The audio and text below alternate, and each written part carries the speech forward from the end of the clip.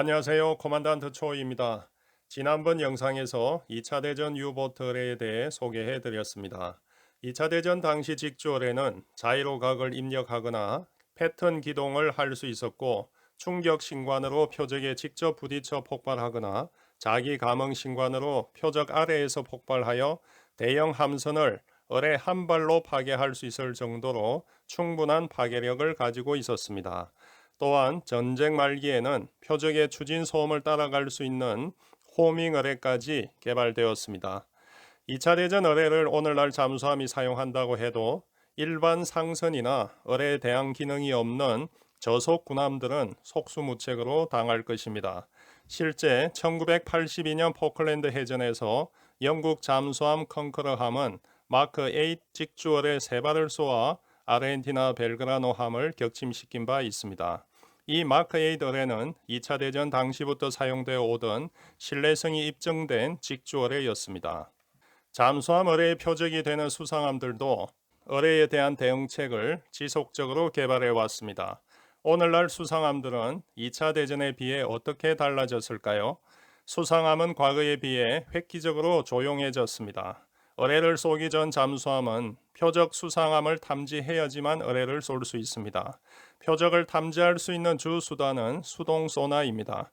수동 소나는 표적이 내는 소음을 들어야지만 쏠 수 있는데 이 소음을 줄여버리면 탐지 자체가 어렵습니다. 탐지가 안 되면 당연히 어뢰를 쏠 수 없습니다. 설사 잠수함의 소나로 탐지를 해서 쏘았을지라도 어뢰의 수동 소나로 이 표적을 잡지 못한다면 어뢰로 표적을 맞출 수 없습니다. 또한 수상함 속력이 빨라졌습니다. 2차 대전 어뢰는 25노트만 되어도 상선은 물론 웬만한 군함들을 맞출 수 있었습니다. 하지만 오늘날 군함들은 대부분 30노트 이상으로 빨라졌습니다. 군함의 속력이 빠르면 속력이 느린 어뢰는 맞출 수가 없습니다. 수상함들은 속력과 더불어 기동력도 좋아졌습니다. 함형의 개선으로 순식간에 증속하고 회두도 용이해졌습니다. 어뢰 입장에서는 맞추기가 더 어려워졌다는 것입니다. 게다가 수상함의 잠수함 탐지 센서들의 비약적인 발전이 있었습니다. 능동 소나뿐 아니라 수동 소나의 발전으로 조용한 잠수함을 탐지할 수 있는 기술이 발전하였고 적의 어뢰가 날아오면 탐지할 수 있는 센서들이 장착되었습니다. 이와 같은 수상함들의 함 성능 개선에 추가하여 수상함 자신에게 적 잠수함이 쏜 어뢰가 다가오고 있을 때를 대비해서 대응책을 세웠습니다. 2차 대전 때 연합국은 이미 독일의 호밍 어뢰에 대응하여 폭스라는 조음기를 만들었습니다.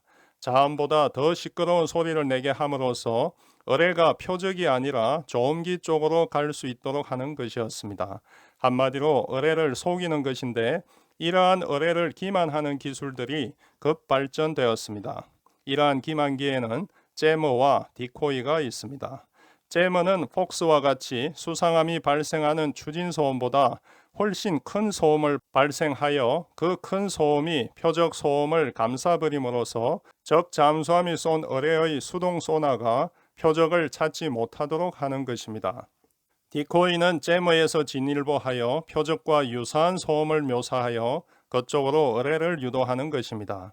어뢰의 수동 소나에 대응하여 꼭 진짜 같은 표적 소음을 내기도 하고 어뢰의 능동 소나에 대응하여 어뢰 소나 핑이 들어오면 반향음과 도플러까지 만들어내는 것입니다.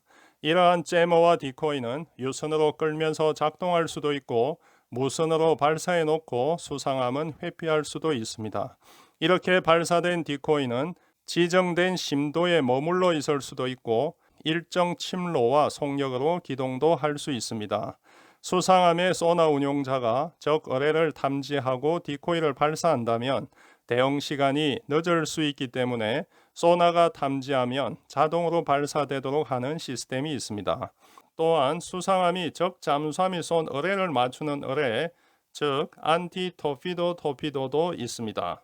그럼 창과 방패의 싸움에서 이러한 수상함의 진일보한 방패에 대응하여 잠수함의 창은 어떻게 변화되었을까요? 먼저 수상함이 조용해졌지만 잠수함은 더 조용해졌습니다. 잠수함의 추진 소음과 기기 소음 같은 방사 소음이 줄어들도록 소음 감소 대책이 마련되었으며 잠수함 어뢰도 펌프제 추진을 적용하는 등 획기적으로 조용해졌습니다. 두 번째, 수상함이 빨라졌지만 어뢰도 빨라졌습니다. 2차 대전 주 어뢰가 20노트대였다고 하면 오늘날 어뢰는 특수전지와 화학물질 개발로 50노트까지 가능하게 되었습니다. 그 이상의 고속을 내는 어뢰들도 많이 있습니다.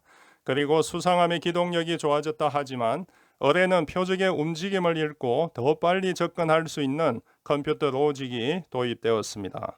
세 번째, 수상함의 표적 탐지 센서 기술이 좋아졌지만 잠수함과 어뢰의 센서들도 비약적인 발전을 했습니다. 네 번째, 어뢰의 항주 거리가 증가되었습니다.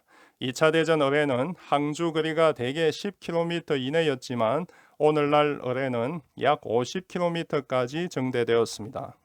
마지막으로 수상함은 잠수함 어뢰 대항책으로 기만기를 발전시켰지만 잠수함 어뢰 또한 수상함의 기만기인 제머와 디코이에 대응한 기술을 발전시켰습니다. 제머는 광대역 소음을 발생하지만 협대역 소음을 발생하지 못합니다. 광대역 소음이란 전 주파수대가 다 섞인 소음을 말하며 협대역 소음이란 특정 주파수의 소음을 의미합니다. 오늘날 잠수함은 협대역 소음을 추적하여 진짜 표적 소음을 찾아내고 어뢰를 표적적으로 유도할 수 있습니다.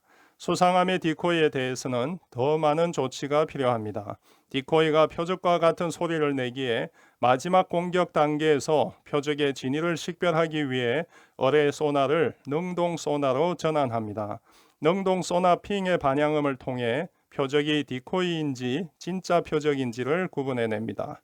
그런데 디코이 중에서는 능동 소나 핑이 들어오면 반향음을 내고 도플러 효과까지 내는 것도 있습니다. 여기에 대응하여 웨이크 호밍 어뢰가 나왔습니다. 웨이크 호밍은 표적의 항적을 따라 추적하여 공격하는 어뢰를 말합니다. 어뢰의 수동 호밍의 능동 호밍, 웨이크 호밍까지 피할 수 있는 수상함은 거의 없습니다. 오늘날 잠수함 어뢰의 특징은 명중률을 높이기 위해 잠수함과 어뢰 간 선이 연결된 선유도 어뢰를 사용한다는 것입니다.